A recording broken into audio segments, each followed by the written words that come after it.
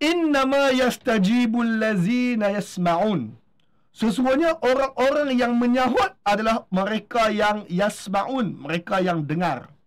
Allah tak kata orang-orang yang ada telinga, tapi Allah kata orang yang mendengar, yasma'un.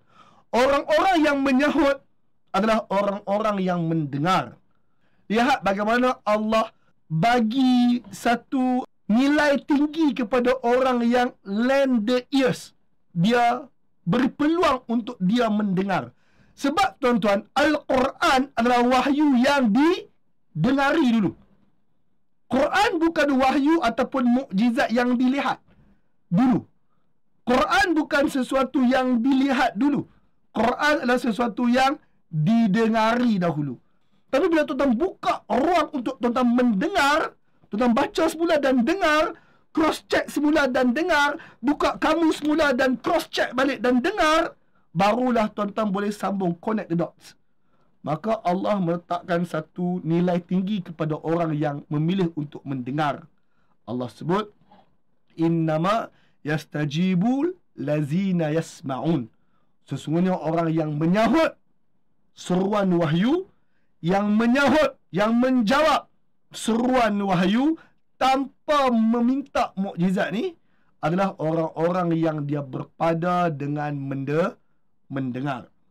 Wal mauta, manakala orang-orang yang mati, yab'athuhumullah summa ilaihi yurji'un. Maka kalau orang tu mati, Allah Tuhan itu bangkitkan mereka semula. Tuhan tu jugalah mereka akan kembali. Maka tuan-tuan, Allah gambarkan orang yang menyahut sebagai orang yang mendengar. Manakala orang yang mati, dia mati dah pun. Kau menjerit sebelah telinga dia pun tak jadi apa. Engkau baca Quran tepi telinga dia pun tak jadi apa.